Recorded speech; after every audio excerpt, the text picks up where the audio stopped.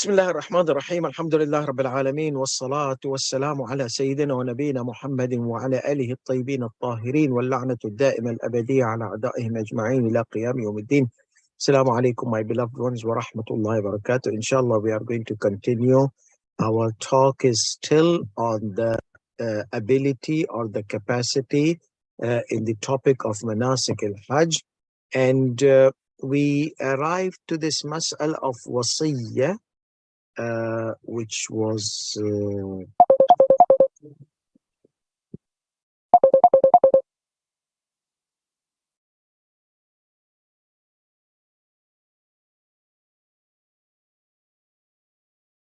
yes. So it was ruling number 44. لو أوصى له بمال ليحج به وجب الحج عليه بعد موت الموصي. Okay. So لو أوصى, somebody made wasiyya. لو أوصى له بمال ليحج به. Someone said, I'm giving you this money that you perform the Hajj after I die. Okay.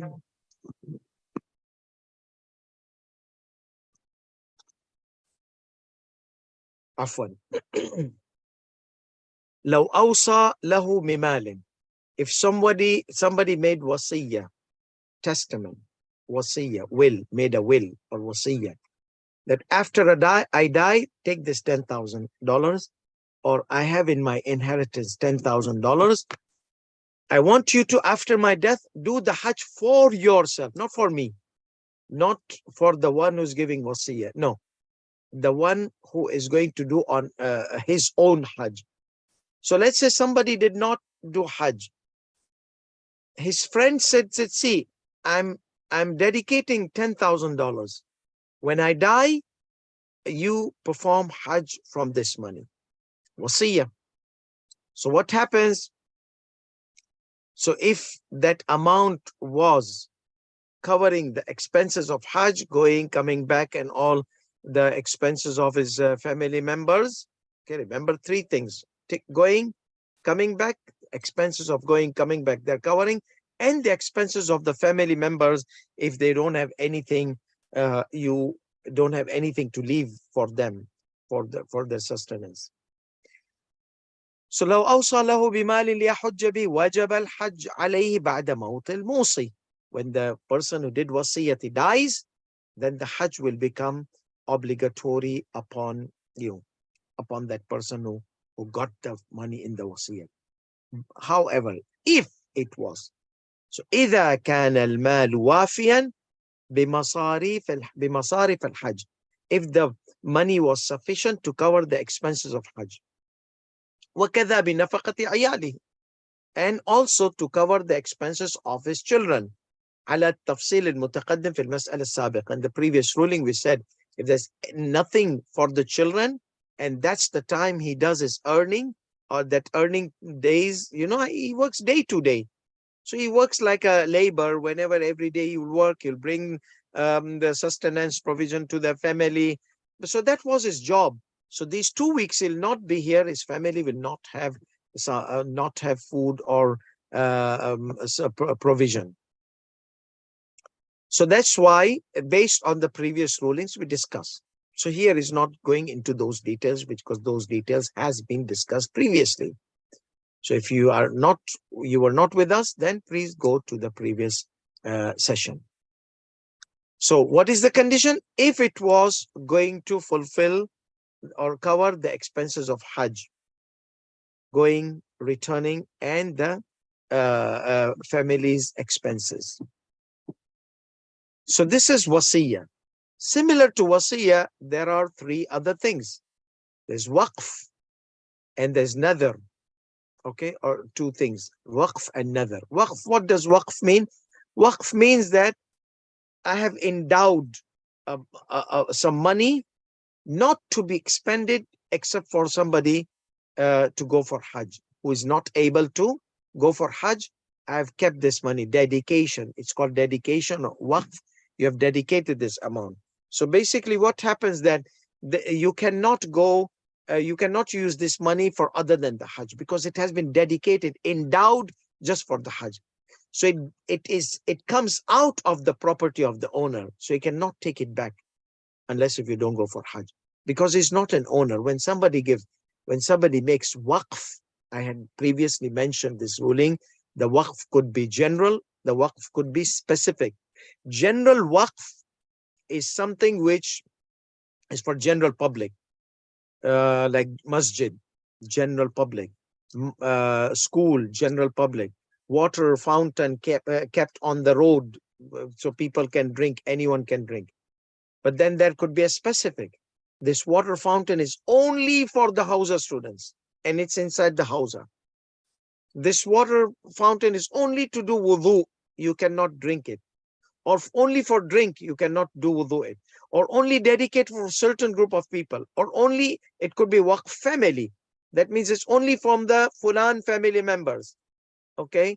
Let's say family member of Ta'i or family member. So other than family of member of Ta'i, they cannot use this flat. Or waqf for my descendants. So anyone who's not my blood related from my descendants, they cannot use this waqf. So this is specific waqf, and that's general. So regardless of general, specific, there was an amount dedicated to perform Hajj, and he was given that amount. Or somebody made nadhr. You know something, I know you can't afford to go for Hajj, but if Allah subhanahu wa ta'ala gives me a progeny, I will give you this amount for Hajj to thank Allah subhanahu wa ta'ala. So here, this guy got a progeny. So he's given you Hajj. It was his nadhr, he's fulfilling his nadhr. أو أوصى بذلك, or made this nadhr as a wasiyah. Okay? So regardless, wasiyat, nadhr, or waqf, dedication or endowment. For all those, وَبَذَلَ لَهُ الْمُتَوَلِّي, mutawalli, the custodian of the waqf, the guardian of the waqf. He provided, this is the Hajj expenses for you, $10,000. Or nadhr, the one who made nadhr, he got his progeny, for example, this is 10,000, I promise. Awil wasi, somebody did wasiyah. So in this case, if he gets this money, then it becomes obligatory on him to fulfill the wasiyat, or fulfill the nadhr of that person who made nadhr for you to go for Hajj, or the endowment, if you were endowed with an amount and it was dedicated for Hajj and you got that amount, the custodian, it's like custodian means he's not the owner. And let's say somebody dedicated a building and they said the rental of this building every year, send Hajj someone to go for Hajj who is not able to. So there's a guardian who takes care of this building and maintenance, and then he takes the money and keeps it until he finds somebody who's qualified, or upon whom the application, the waqf, the endowment is applicated. لا يعتبر الرجوع إلى الكفاية بالمعنى المتقدم بالاستطاعة البذلية. Badliya means somebody gave you the amount, somebody provided you for the Hajj, somebody dedicated for you. So therefore, the situation I had explained previously, situation is like this. I go for Hajj, okay, or I don't go for Hajj. My family has the sustenance, or it will not affect my family. My going will Hajj will keep them starving. Remember the thing, the guy wants to give money for Hajj and the family doesn't have anything. So he said, give my family, but I can't, because the whole thing is this, how this money is dedicated for Hajj. So therefore, for any reasons, either the family has sustenance, so he's going Hajj or not going Hajj is not going to affect them. It is obligatory upon him to accept the Hajj. Or no, they don't have anything, regardless if he goes for Hajj or he doesn't go. He has to go for Hajj, because it's not going to make any difference. Where is the difference? Where if he's earning on the days of Hajj, and if he goes to the Hajj with his gifted Hajj, he will not be able to earn, and that is going to affect the progeny. So in that scenario, no, he doesn't have to accept the Hajj. So he says, ruling number 45, لا يعتبر الرجوع إلى الكفاية بالمعنى المتقدم بالاستطاعة البدلية. So when I come back, do I have to have like sufficient amount to take care of the family after I come back from Hajj? We mentioned, if you already have sustenance, then you don't have to. If you don't have anything and you go for Hajj, you come back, it's going to be the same situation, jobless, no money, no nothing. So then just go for Hajj. However, he says, Na'am, however, إذا كان كسوبا في خصوص أيام الحج ويعيش بربحه سائر أيام السنة. So سائر أيام السنة. So here, his job was only in the day of Hajj. Okay? Other day, the whole day, the whole year is jobless. Only the season of Hajj he works. His job starts in the season of Hajj. ويعيش بربحه سائر أيام السنة. And whatever he earns in the season of Hajj, he lives upon it the entire year. Okay, what does it mean? And if he goes with the gifted Hajj, he will not work. And if he will not work, his kid will starve. And he will starve. Nothing left. أو بعضها, or part of the year. Okay, بحيث يعجز عن إدارة معاشه فيه لو خرج إلى الحج بالاستطاعة البدنية. So if he goes with this provided Hajj, gifted Hajj, wasiyat Hajj, another, whatever was provided, be it whatever reasons we mentioned, if he goes with the provided Hajj, then he will not be able to work. It will make him incapable of earning to earn the livelihood of his entire sana year or part of his year. If he goes for Hajj through this ability via gifted Hajj, ability via gift or via endowment or via those things mentioned, لم يجب عليه ذلك. Then it is not obligatory for him to go for Hajj, unless إلا إذا بذل له نفقته فيه أيضا. So unless if with the Hajj they gave him gift Hajj, and they say, you know something, your only days of earning are these days, so we are going to give you the livelihood of your family for the entire year or parts. Whatever you will miss out, we will compensate you for it. Then it becomes wajib. Then there is nothing to stop him from going for Hajj. So he says that, yes. أيضا ولو كان له مال لا يفي بمصارف الحج. Now he has wealth, let's say $5,000. وبذل له ما يتمم ذلك فالأظهر اعتبار الرجوع إلى الكفاية. So someone provided him, he had 5,000, someone completed him. So it's more apparent to me, say this is Sistani. That means there is an apparent ruling, and more apparent is what he is choosing. So that means there's an opposite ruling which is apparent, or a different ruling which is apparent. So more apparent is that فَالْأَظْهَرُ اعْتِبَارُ الرُّجُوعِ إِلَى الْكِفَايَةِ. So he had 5,000. Then somebody gave him 5,000, 10,000. Should he go for Hajj? No. First check whether if you go for Hajj, when you will come back, will you have that? Because maybe that 5,000 was his 5,000 of the entire year, and you gave him other 5,000. So he can't go, because if he doesn't have, if he comes back, those were the 5,000 his livelihood for his entire year or part of the year. That means he cannot go. But if he has something, he can live with it, savings, then he has to go for Hajj. So that's why he says, فَالْأَظْهَرْ اعْتِبَارُ رُجُوعِ إِلَى الْكِفَايَةِ. Most apparently it is considered, he should consider that is there sufficient amount going to be remaining, that after you come back from the Hajj, it will be enough for you to cover your entire expenses, or cover expenses of the entire year or the remaining year. If not, then Hajj will not be wajib. Now here, ulamas, they have different mas'ala in ruling number 46. Some scholars, they say, if somebody gives you a gift, you don't have to accept it. some scholars, they say, no, you have to accept it because now you have become ability, besides all the other four conditions we mentioned. إذا أعطي مالا هبة على أن يحج وجب عليه القبول. If he was given wealth, gift, the condition was that this gift is conditional gift, that you go for Hajj, not anything else.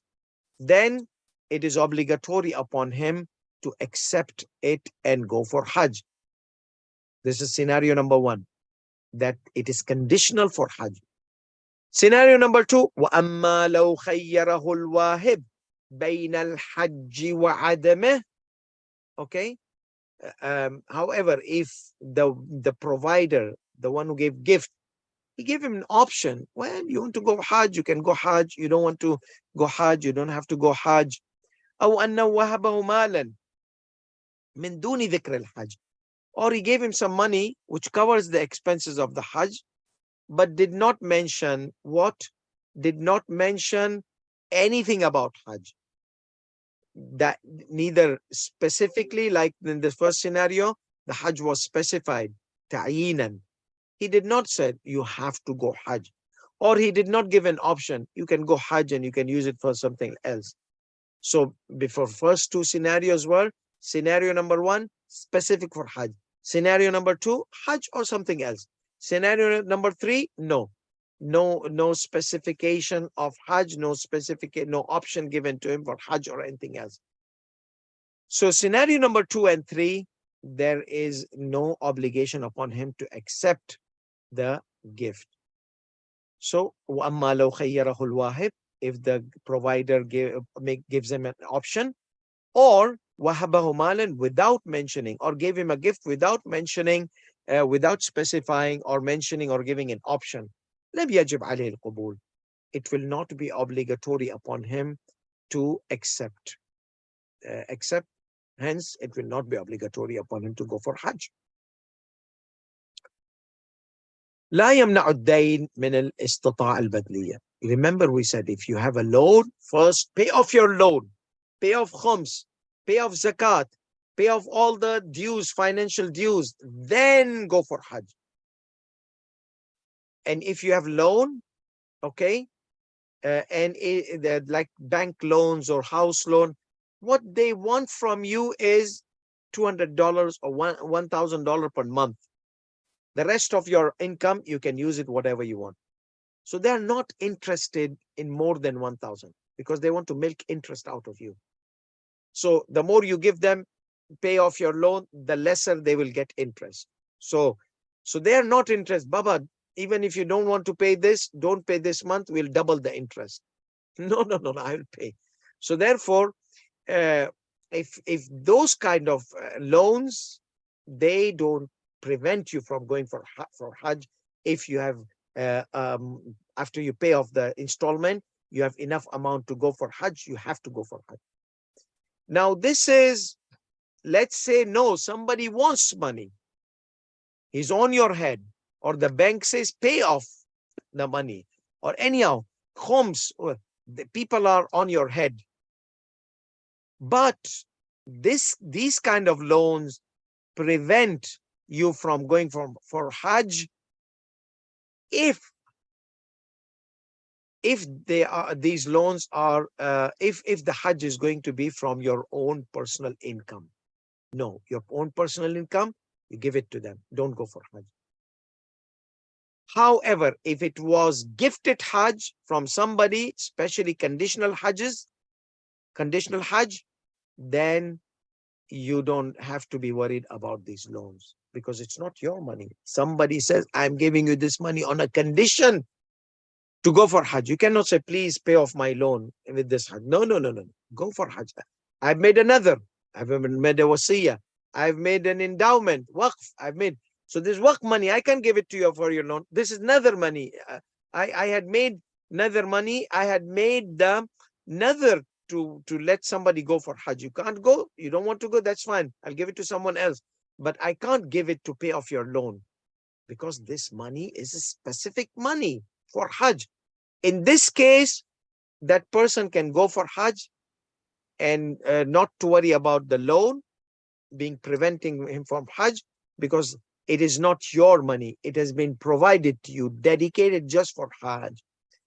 إذا بذل ما إذا بذل مال لا يمنع الدين لا يمنع الدين من الاستطاعة البذلية.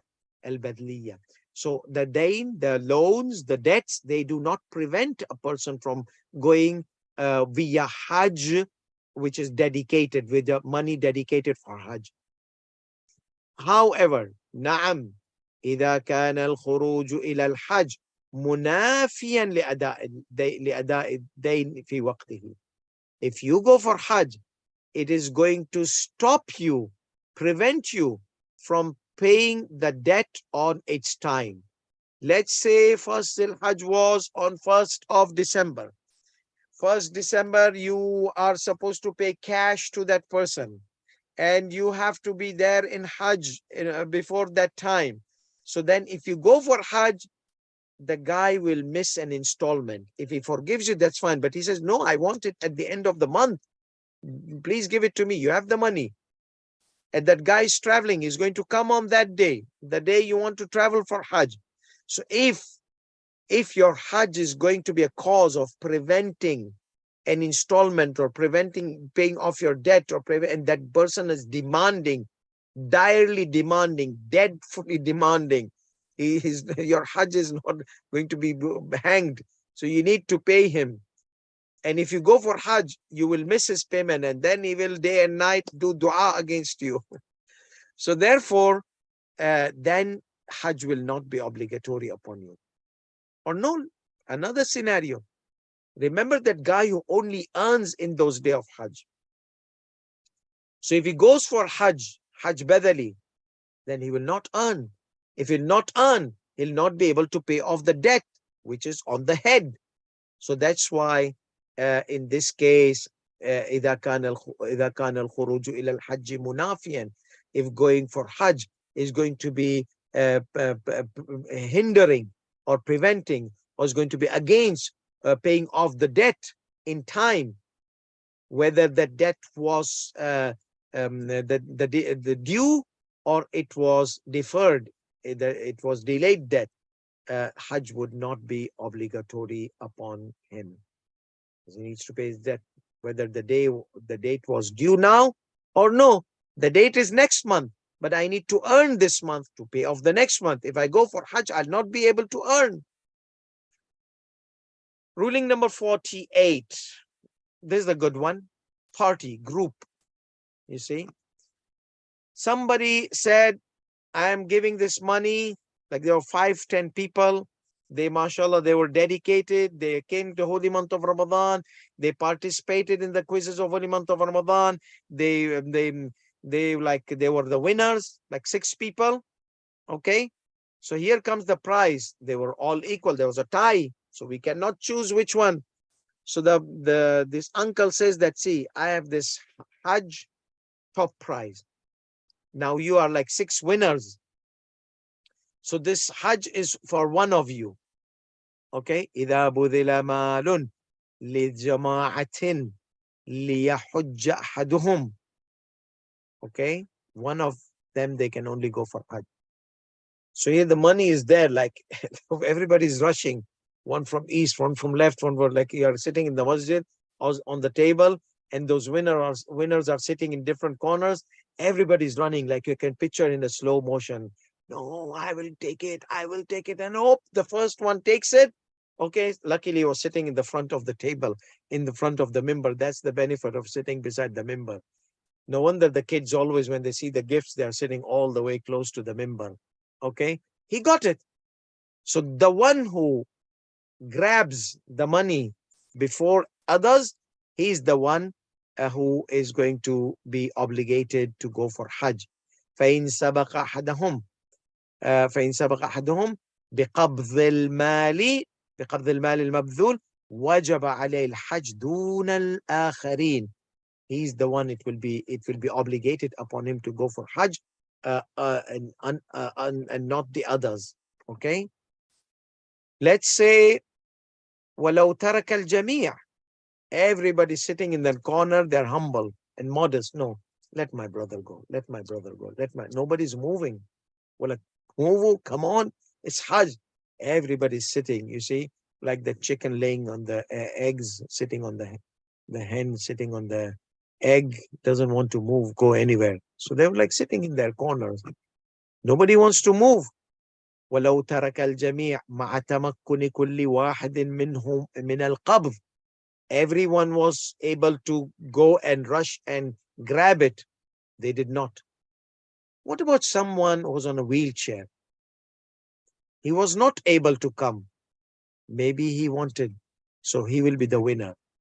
But those who were able to come and grab did not come and grab. فالظاهر عدم استقرار الحج على أي منهم. Apparently, Hajj will not going to be fixed on any one of them. No, we can't say, oh, the Hajj is wajib on all of you now. Next year you have to go. Why didn't you go this? Why didn't you take the money? No, they did not take. So they did not become mustatiya. So they are not obligated to go for Hajj. فالظاهر عدم استقرار الحج على أي منهم. Okay. So now we have ruling number 49, and we'll be done with this ruling number 49 for today. لا يجب بالبذل إلا الحج هو وظيفة المبذول له على تقدير استطاعته. So this, you remember the ruling was you have to accept it, you have to go for Hajj. Now this you have to is not obligatory on anyone. It is on someone who was able to, or who has not gone for Hajj before. Was able to go for Hajj before, did not do, Hajj became on his head, and now he has to arrange. He's not able to now. Why didn't he go Hajj last year when he was able to? Somebody on whom the Hajj was fixed, or someone on whom the Hajj was not obligated, now it will become obligated. So if somebody was going to do mustahab Hajj, no, because this is, it becomes obligatory istita'a, and recommended Hajj is not obligatory. So لا يجب البذل إلا الحج الذي هو وظيفة المبذول له على تقدير استطاعته. So somebody who has not gone for Hajj, the provided one, the provider and the provided. So let's see the provided. Is he qualified for Hajj this year? All the other conditions are, except for the financial capacity is not there. Then yes, he will be the candidate for them, for this this kind of providing. Otherwise, if he is not candidate for providing, he cannot take, the Hajj will not be wajib upon him. La yajibu bil badr. It does not become obligatory by providing, okay, by gifted Hajj. إلا الحج الذي هو وظيفة المبذول له على تقدير استطاعته. Except for the Hajj, not any Hajj, only the Hajj which is the responsibility of the one who is provided to, the recipient or the one who is provided to. Assuming that he becomes able to go for Hajj. That means what? That means all the other conditions are available in him. Because it's not about the money. We said a lot of things, several things we did in our first sessions. And not just that, there are three types of Hajjs we are going to take in our upcoming lessons. Hajj al-Tamattu, Hajj al-Qiran, Hajj al-Ifrad. For us who are living far away from Mecca, 70 kilometers far away from Mecca, our responsibility is, or about 70 kilometers, just the precise number is there in there. We'll take it inshallah. So about 70 kilometers. So if we are staying away about 70 kilometers from Mecca, then the Hajj which we have to do is Hajj al-Tamattu.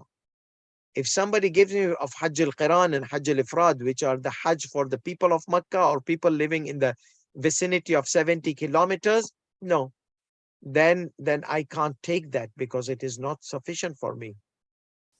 So فَلَوْ كَانَتْ وَظِيفَتُهُ حَجُّ التَّمَتُّعِ, if his responsibility was to perform the obligatory Hajj, which is Hajj al-Tamattu', for people who are living distance. فَبُذِلَ لَهُ حَجُّ الْقِرَانِ وَالْإِفْرَادِ. So he was given the expenses that could cover the Hajj of those people who live in Makkah or 70 kilometers of the vicinity of Makkah, which is Hajj al-Qiran and Hajj al-Ifrad. لم يجب عليه القبول. It will not be obligatory upon him to accept. وبالعكس, if somebody is in Makkah or in 70 kilometers of Makkah and he was to do Hajj al-Qiran or Hajj al-Ifrad, and he was given the sustenance of Hajj al-Tamattu, it will not be obligatory upon him to accept. وكذا الحال لو بذل لمن حج حجة الإسلام. And similar situation, if somebody has done his first Hajj, Hajj al-Islam, Hajjat al-Islam, then it's not obligatory upon him to accept. Now let's see. وَأَمَّا مَنِ اسْتَقَرَّتْ عَلَيْهِ حَجَّةُ الْإِسْلام. As for that guy who was able to and did not perform the Hajj. Remember that guy was sloppy, negligence, whatever reason, he did not go for Hajj and he was supposed to go for Hajj. وَأَمَّا مَنِ اسْتَقَرَّ عَلَيْهِ حَجَّةُ الْإِسْلام وَصَارَ مُعْسِرًا. And he became unable. It was wajib upon him. فَبُذِلَ لَهُ. And it was provided to him, provided for him the expenses of Hajj, which is obligatory Hajj. وَجَبَ عَلَيْهِ الْقُبُولِ إِذَا تَمَكَّنَ مِنْ أَدَائِهِ إِلَّا بِذَلِكَ. So it becomes obligatory upon him to accept if he was able to perform the Hajj with that money or with none other than that money. Okay? So if he doesn't have anything else other than that money, then he will accept. But if he has a money other than that money, which would cover the expenses of Hajj entirely, then he has to use that money. Partially, then he has to use partially from that money and partially from this money. And if none, then he has to go Hajj with this money entirely. وَكَذَلِكَ مَنْ وَجَبَ عَلَيْهِ الْحَجْ لِنَذْرٍ أَوْ شِبْهِهِ وَلَمْ يَتَمَكَّنْ مِنْهُ. Similarly, for those who the Hajj becomes obligatory upon them due to the nadhr or similar to nadhr, like waqf endowment, and he was not able to. Whose nadhr? Whose nadhr? It becomes wajib upon him due to the nadhr, due to the qasam. He made the qasam to go for Hajj. He made the nadhr that if he is going to be given livelihood, he will go for Hajj. He was not able to. Then somebody provided him the money, and he was not able to go for Hajj except with this money which is provided, endowment, gift, waqf, nadhr. Somebody did nadhr for Hajj, and he did nadhr that I will go Hajj if Allah gives me this. He made nadhr that Allah gives me this, I will provide somebody. This person said, if Allah will give me this, I will go for Hajj. So this person is not able to go for Hajj unless with that money. Then it will be obligatory upon him to go accept that and go for Hajj. So this was all for today. Inshallah, we are going to take ruling number 50 tomorrow بإذن ta'ala. وآخر دعوانا الحمد لله رب العالمين وصلى الله على محمد وعلى آله الطيبين الطاهرين والسلام عليكم ورحمة الله